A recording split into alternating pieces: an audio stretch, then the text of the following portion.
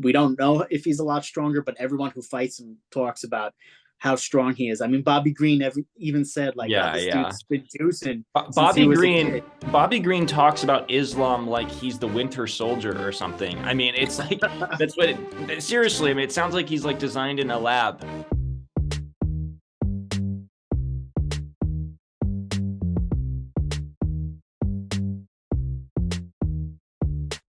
What do you hear? What do you say? This is how to fuck up your parlay. I'm Timmy Shoes with Inside Fighting, and I'm joined once again by Jesse Rowe. We've got UFC 284 on deck. We've got an amazing card. We've got 2 championship fights. Jesse, what do you make of this card? Timmy, first off, good to see you again. It's always a pleasure joining you, talking fight bets. I'm here in sunny Australia, here to celebrate the 2 title fights that we have on deck, which is pretty awesome. Although I just realized I put in Sydney, Australia. Yeah. And this fight's in Perth, so I'm gonna have to rebook. But anyways, I'm very excited. It's a good card. This fight is awesome, and the promotion's been terrible. So let's talk about it. No, I'm joking. We're not gonna. Yeah. But yeah, people have been saying it, but maybe it's a fight that sells itself because you got the number 1 pound for pound and the number 2 pound for pound. Even Islam admitted he was wrong about that. So yeah, let's do it. All right, so we're doing the top 3 fights, and we've got the people's main event. Rude Boy Randy Brown is taking on Jack Della Maddalena in his hometown, Perth, Australia. That's the city where he's from. Now, my boy Randy, he is a plus 250 underdog. Jack is a minus 300 favorite. This is the people's underdog because, I mean, the people there in Perth are electric. They're amped up for it. And my boy Randy, he's used to going into enemy territory and playing spoilers. I saw him do it live in 2019 in Sao Paulo. What do you think of this fight?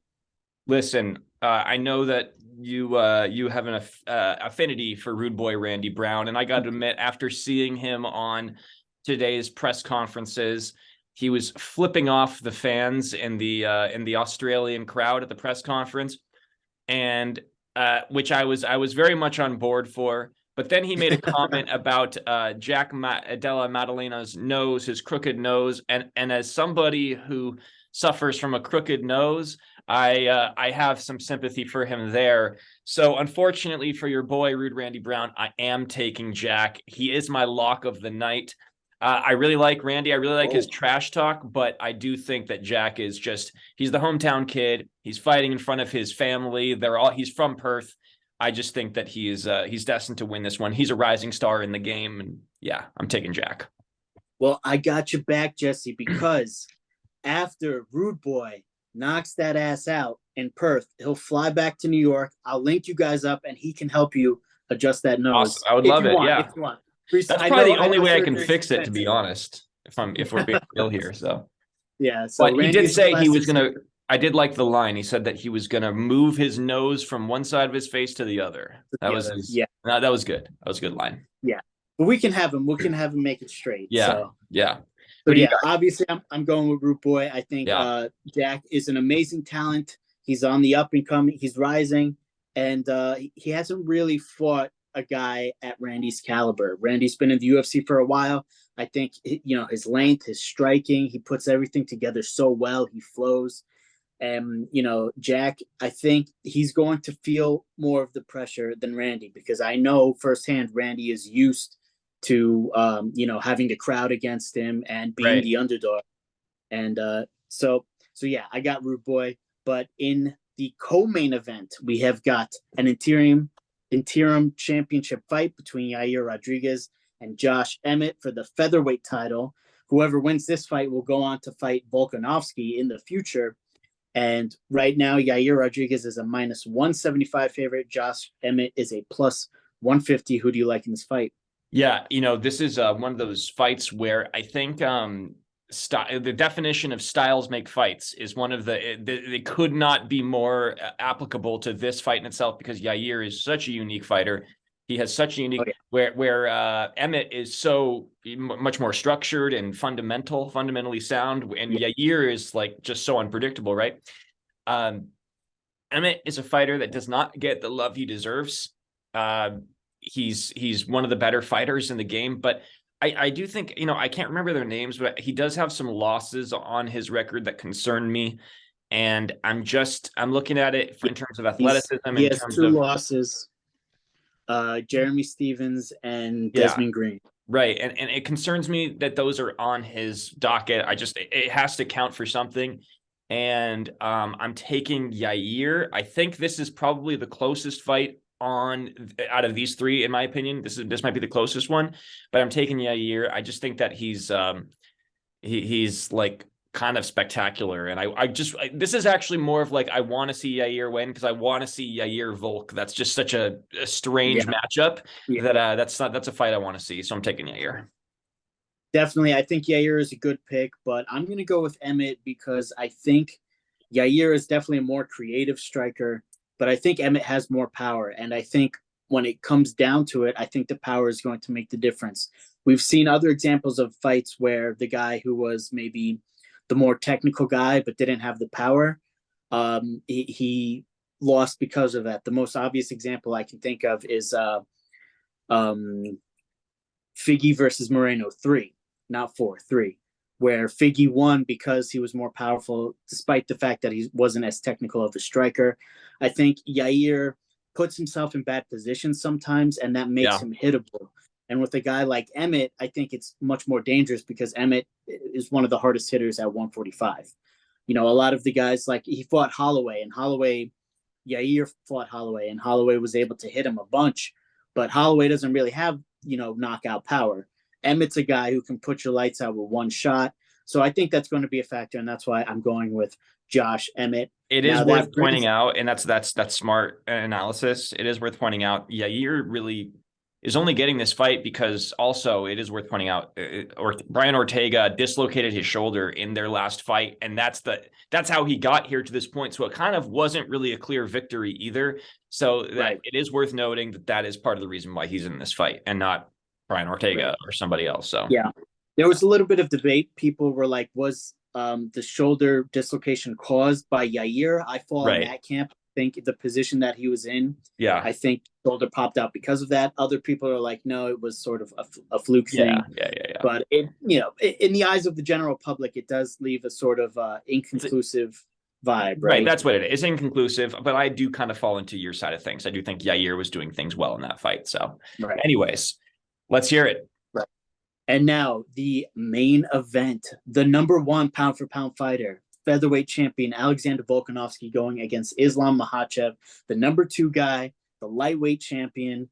And it's amazing that the odds are set up this way because I just told you, 2 champions, the #1 and the #2 pound for pound, but one guy is an enormous favorite. We all know who it is. Islam Makhachev is a -380 against Alexander Volkanovski's +310. So obviously the odds makers, the fans, a lot of people aren't giving Volk much of a chance. But what does Jesse Rowe have to say? Yeah, I mean, the odds make sense to me, but it is crazy because, I'm tempted to I'm interested to hear about your parlay bet because I am taking Islam and I have a variety of reasons why. But man, like if I'm tempted, God, I would not be surprised to see Volk just like grind one out, like just have the grind of his life and grinding out like a tough decision of some kind. Because I don't think he's going to submit Islam and I don't think he's going to knock him out. So I think he has to win by decision. Like my issue with this is it's not that I don't think Volk is a good enough fighter. I do think like the size is so you look at it when you see them next to each other. Right. It's so clear. And, I mentioned this on the Fight Season podcast. Volk beat the living shit out of Holloway the last time they fought for 5 rounds. Every round he won. Didn't knock him down once. And I know that Holloway has never been knocked down. I get that. But it was like, I mean, he hit him so many times and he was just peppering him with boxing. And I just don't know if that works with a guy like Islam, because I just think there's going to be 5 rounds is just too much time for Islam to get him on the ground. And then if this fight goes to the ground at any point, I think it's over. And that's the problem that I'm having with it. So I'm taking Islam, but I would put down a $10 bet on Volk or $50 bet on Volk as a little side wager. I think that's amazing odds. +310. Why not? For one And of the for the pound for pound fighter in the world, you're getting those kinds of odds. I mean, like that's crazy, incredible. Right? But I think you're right. I think Volk might have more power at lightweight. We don't know because some guys move up and they hit harder, but we don't know. And Islam is a tough cookie to crack if your plan is to not get taken down. Yeah. Because it takes down everybody. Yeah. And if your plan is to outbox him, it's difficult because he's very sound defensively, and he's also a southpaw. I think just Volk's main attack, like he likes the outside light kick, and he likes to throw straight punches. And I think it's going to be harder to land on a southpaw when those are your main attacks. And also, the reach is a thing. Volk doesn't have a big reach, and Islam's taller, so his straight punches are going to be angled upwards. That makes them a little bit easier to see. So obviously everything's stacked against Volk. I think he has ways to get it done.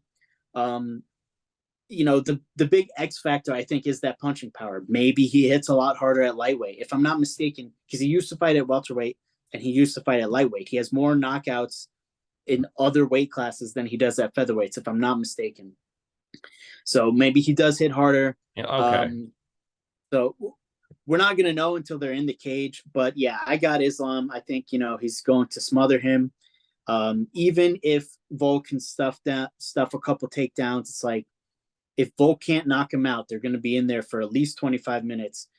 And Islam's a guy who his wrestling's on a different level. He's a lot bigger.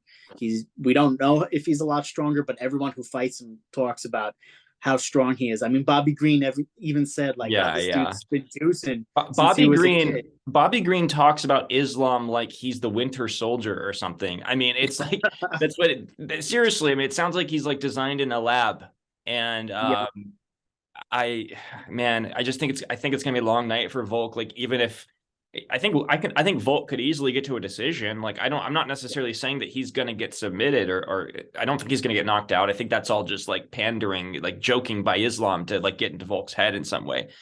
You did say Islam isn't going to knock him out. So that's a perfect transition for my Okay, let's go. Timmy Shoes super parlay. I'm really excited about this parlay because people who want to throw down a very small amount of money can win a lot of money if this hits, and I think it can. Okay, so it's a 5-leg parlay.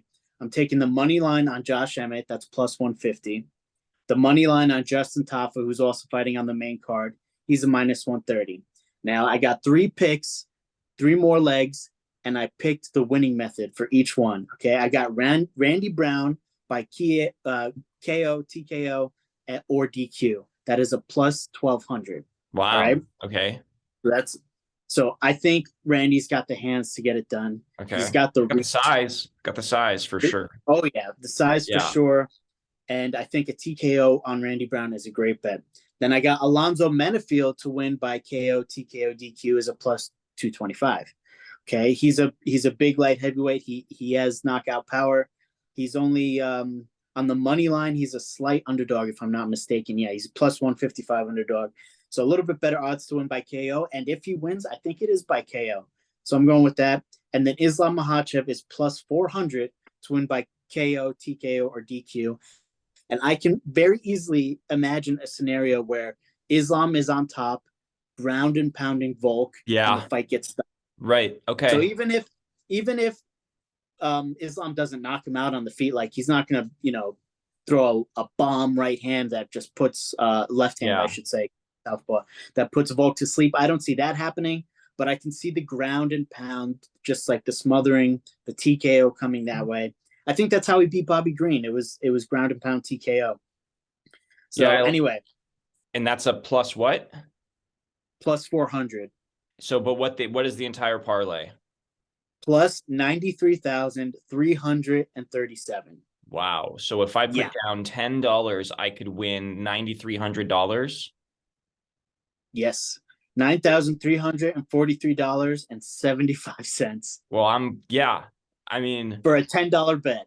Yeah, I'm gonna do that right now. I mean, that's incredible. So yeah, so it doesn't have to be a clean knockout. It can be a TKO, because that actually does make sense. I would see I could see Islam winning by ground and pound. because I do think that's how this fight, if obviously it's going to go, if it's not going to decision, this is going to end on the ground in some way, right? And I don't see him knocking him out. So TKO, yeah, I could see it. I'll take it. I'll do $10 on that. Yeah, I love this parlay. I really want it to happen. $10 to win almost 10K. I mean, that's amazing, right? Yeah, yeah. And then Makhachev to win by submission is only a plus 150. Well, so, hey, listen, I'll put down, I know you can't make those bets there in Brazil, but I'll put down $10 for you. We can chop it up in some way, all right? Yeah. DraftKings is not in Brazil. Brazil uses a different betting sites, but for everyone back home in the States, it's DraftKings. DraftKings odds and DraftKings bet slip. Well, let's do it, man. I'm gonna make that bet when we get off this call, and then yeah, I hope you're right about Rude Boy Randy Brown. I would love to see him win there in front of those fans, because he was having some fun with those fans. Yeah. So I'll be rooting for him. Yeah, I think the crowd over there in Perth is in for a rude awakening. Oh boy! All right, well, let's end it right there then. All right, yeah, that's a good point to edit. I'm Timmy Shoes with Inside Fighting. You can visit us on InsideFighting.com. We're on the socials: YouTube, Twitter, Instagram, TikTok. You know where to find us. Peace.